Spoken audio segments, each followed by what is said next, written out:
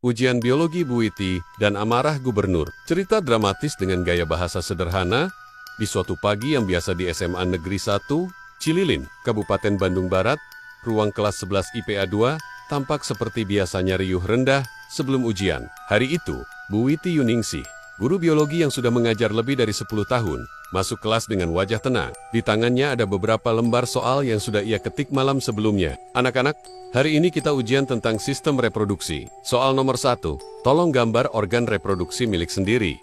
Ucap Bu Witi sambil membagikan kertas ujian. Seketika kelas menjadi sunyi. Beberapa murid menunduk.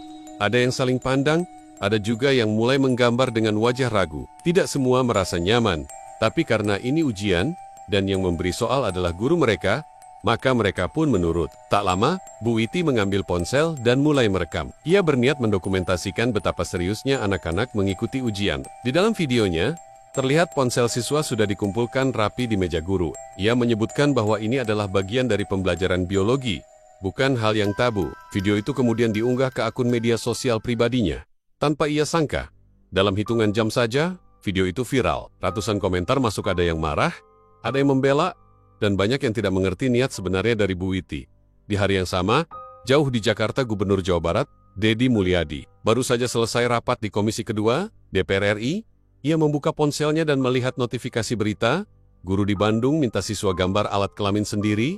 Videonya viral, dahi Deddy langsung mengernyit. Ia dikenal sebagai sosok tegas, tapi juga humanis. Tapi berita ini membuatnya geram, guru seperti itu harus dihentikan.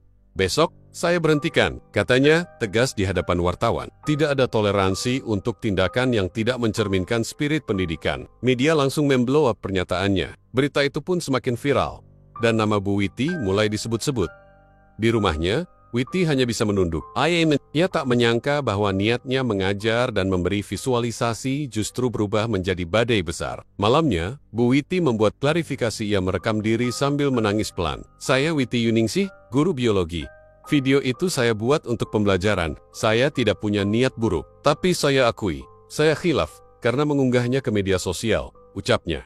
Klarifikasi itu pun menyebar. Ada yang mulai memahami, tapi tetap saja sebagian besar masyarakat terlanjur kecewa. Dinas Pendidikan turun tangan. Kantor Cabang Dinas Pendidikan Wilayah ke-6 pun segera melakukan pengecekan. Erlindia, pengawas sekolah, menyebut mereka sedang cross-check dan akan memberi laporan langsung ke Dinas Pendidikan Provinsi. Deddy Mulyadi juga mengatakan, ia akan datang langsung ke sekolah.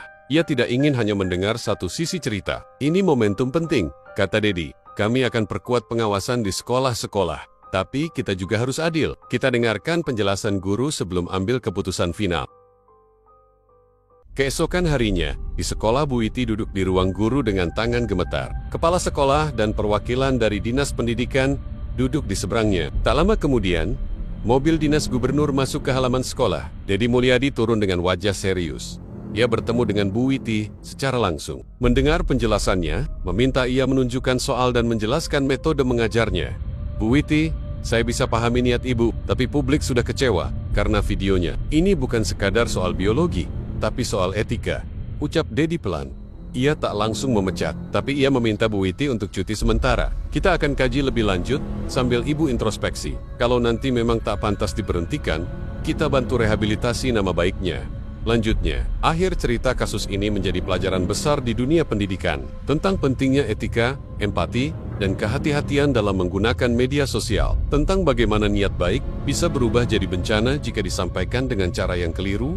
Dan Bu Witi, ia kini lebih berhati-hati. Ia masih ingin mengajar, tapi dengan pendekatan yang lebih bijak. Sementara Gubernur Deddy Mulyadi tetap jadi sosok yang tegas, namun ada yang tidak segan bertindak keras, tapi juga siap mendengarkan sebelum menjatuhkan vonis. Di Rama Rian, salah satu siswa Bu Witi, Rian, duduk di ruang tamu rumahnya, menatap layar TV yang menampilkan wajah Bu Witi dalam berita nasional. Ia adalah salah satu murid yang ada di video itu yang menggambar organ reproduksi dalam ujian biologi. Ibunya duduk di sebelah, terlihat gelisah. Rian, kamu disuruh gambar itu sama gurumu? Tanya sang ibu. Iya Bu, tapi bukan gambar vulgar. Bu Witi bilang ini buat paham sistem reproduksi, kan itu pelajaran biologi. Gak aneh, cuma emang rada malu sih, jawab Rian jujur. Ibunya mengangguk pelan. Tapi kenapa harus direkam? Kenapa harus diunggah ke internet? Rian tak bisa menjawab. Ia juga bingung. Menurutnya, Bu Witi bukan guru yang aneh. Ia malah guru yang paling sabar dan sering menjelaskan pelajaran dengan cara kreatif. Tapi soal yang satu ini dan keputusan mengunggahnya, memang terasa seperti kesalahan besar. Reaksi masyarakat terbelah di media sosial. Percakapan masih panas. Beberapa menyebut Bu Witi tak pantas jadi guru. Tapi ada juga yang membela, menyebut bahwa pelajaran biologi memang membahas anatomi tubuh. Dan seharusnya siswa SMA sudah cukup dewasa untuk itu. Apa bedanya gambar organ di buku teks sama gambar sendiri? Bukannya justru lebih ngerti? Tulis seorang netizen. Kalau dia rekam dan upload anak-anak, itu pelanggaran. Urusan biologi ya biologi. Tapi jangan bawa ke konten medsos. Balas netizen lain. Sebagian orang tua pun mulai bersuara. Di grup WhatsApp wali murid SMA Negeri 1 di kantor Cililin, Gubernur Jawa Barat, Dedi Mulyadi, ada yang menuntut agar buahnya diberi berkas laporan, ada yang meminta sekolah mempertimbangkan dan menerima hasil klarifikasi dan evaluasi awal. Mata Dedi menatap kosong keluar jendela, memikirkan keseimbangan antara ketegasan dan keadilan. Ia lalu mengangkat telepon, menghubungi Kepala Dinas Pendidikan. Kita bikin pedoman baru tentang batasan pembelajaran yang menyentuh materi sensitif. Harus ada sopnya, nggak bisa guru bertindak bebas tanpa pertimbangan sosial budaya, kata Dedi tegas. Ia juga meminta agar guru-guru di Jawa Barat diberi pelatihan tambahan tentang etika digital dan perlindungan privasi siswa. Bu Witi dan murid-muridnya beberapa minggu kemudian, setelah badai mereda, Bu Witi kembali datang ke sekolah. Kali ini bukan untuk mengajar, tapi untuk mengikuti sesi pembinaan. Ia disambut beberapa murid yang dayam-dayu merindukan gaya mengajarnya. Bu, kapan ngajar lagi? Tanya Laila, salah satu siswinya. Saya nggak tahu nak, tapi yang pasti, saya belajar banyak dari kejadian ini. Termasuk bahwa niat baik harus disampaikan dengan cara yang bijak, jawab Bu Witi lembut.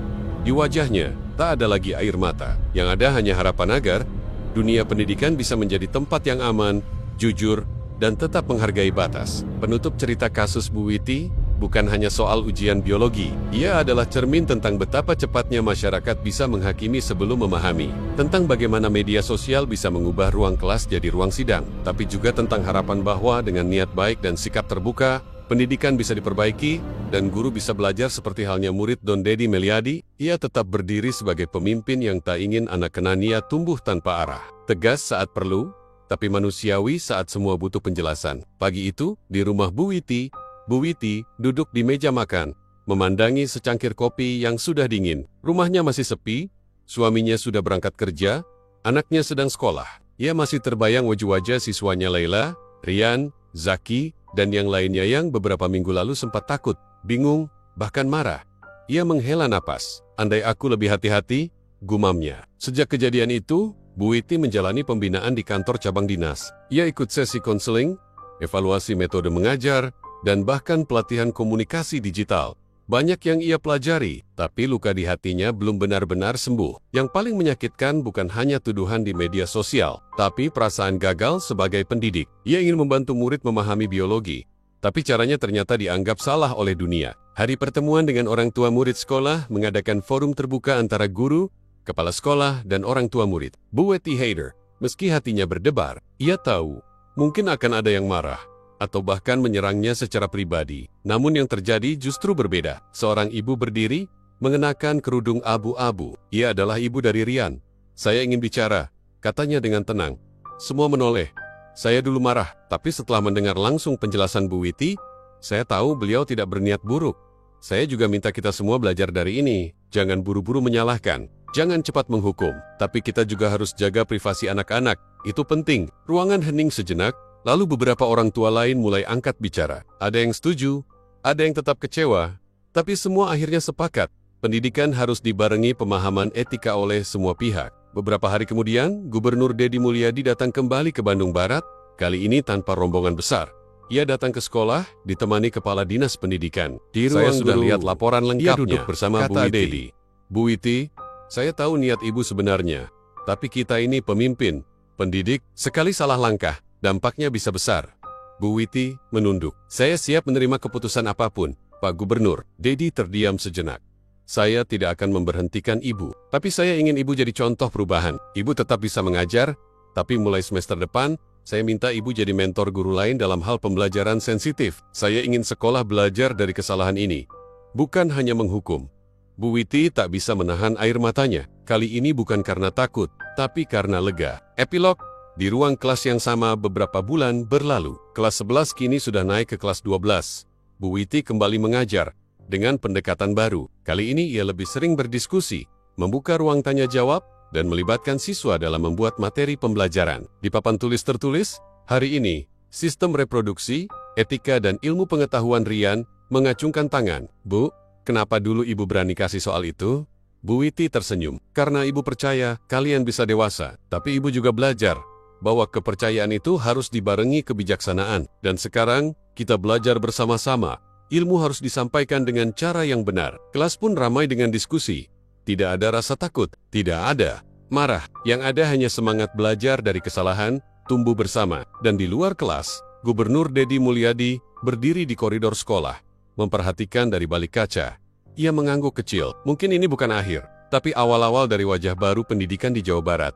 3 bulan kemudian, di aula sekolah pagi itu, suasana SMA Negeri 1 Cililin berbeda dari biasanya. Spanduk besar tergantung di atas panggung aula bertuliskan, Seminar Pendidikan, Etika, Ilmu dan Era Digital, diselenggarakan oleh Dinas Pendidikan Jawa Barat bersama komunitas guru sebanding Barat. Bu Witi kini berdiri di panggung, bukan sebagai terdakwa atau kontroversi, tapi sebagai narasumber. Ia mengenakan batik coklat muda. Senyum kecil menghiasi wajahnya. Di hadapannya duduk ratusan guru dari berbagai SMA dan SMP, bahkan ada perwakilan orang tua dan siswa. Ia memulai dengan suara tenang. Saya pernah berpikir bahwa kreativitas tanpa batas adalah hal baik. Tapi saya salah. Ilmu pengetahuan perlu batas bukan untuk membatasi pemahaman, tapi untuk menjaga cara penyampaiannya agar tetap manusiawi. Para guru mengangguk. Beberapa mencatat. Di barisan depan, Kepala Dinas Pendidikan tersenyum, dan Gubernur Deddy Mulyadi hadir secara virtual melalui layar besar. Ia ikut menyampaikan sambutan. Bu Witi menunjukkan bahwa dari kesalahan bisa lahir pelajaran. Kita tidak menginginkan guru sempurna, tapi guru yang mau belajar dan membimbing dengan hati. Di kantin sekolah, obrolan siswa Rian, Laila, dan teman-teman lainnya duduk sambil menyantap gorengan. Mereka bicara soal seminar tadi pagi. Gue bangga loh sama Bu Witi sekarang, kata Rian. Dulu sempat takut dia dipecat. Padahal dia guru paling sabar, timpal Laila. Mereka kini mengerti bahwa pendidikan bukan hanya soal-soal ujian dan nilai, tapi juga soal cara menghadapi kesalahan. Rian bahkan ingin menulis esai tentang itu untuk lomba opini sekolah. 1 minggu kemudian, surat dari seorang murid di ruang guru, Bu Witi menerima sepucuk surat yang diselipkan ke meja kerjanya. Surat itu dari salah satu murid barunya di kelas 11 Bu Witi. Saya dulu salah paham tentang ibu, tapi sekarang saya jadi ingin jadi guru biologi. Terima kasih sudah tidak menyerah. Nadia Bu Witi membacanya pelan, lalu tersenyum. Surat itu ia simpan di dalam buku catatan mengajarnya. Baginya, itu adalah penghargaan paling tulus yang pernah ia terima. Kisah ini menjadi buku di akhir tahun ajaran. Dinas Pendidikan Jabar merilis buku kecil berjudul Belajar dari Bu Witi. Batas etika dalam kreativitas mengajar. Buku itu tidak menggurui. Isinya adalah refleksi. Ditulis berdasarkan pengalaman Bu Witi, disusun oleh tim penulis pendidikan, dengan pengantar dari Gubernur Deddy Mulyadi sendiri. Buku itu dibagikan ke seluruh sekolah di halaman sekolah saat matahari sore mulai tenggelam. Bu Witi berdiri di halaman belakang sekolah, memandangi taman kecil yang dulu dibuat oleh siswa-siswanya. Ia menarik napas panjang dan berkata pelan, seolah kepada dirinya sendiri. Dulu aku diuji karena memberi ujian. Kini aku belajar bahwa hidup pun adalah ujian yang sebenarnya. Dan kali ini, ia tak takut lagi. Beberapa tahun kemudian, di Fakultas Keguruan Rian melangkah pelan melewati koridor kampus Universitas Pendidikan Indonesia. Di tangannya ada setumpuk fotokopi makalah tugas akhir bertema Etika Pengajaran Reproduksi Manusia di Sekolah Menengah. Antara ilmu dan budaya, judul itu membuat dosennya sempat angkat alis. Tapi setelah membaca isi makalah, sang dosen hanya berkata, "Kamu tulis ini bukan dari teori, tapi dari luka yang kamu pahami." Rian tersenyum. Luka memang membuatnya paham, tapi bukan luka untuk dibenci. Luka itu datang dari satu momen di masa SMA saat seorang guru yang ia kagumi hampir dipecat karena niat mengajarnya disalahpahami.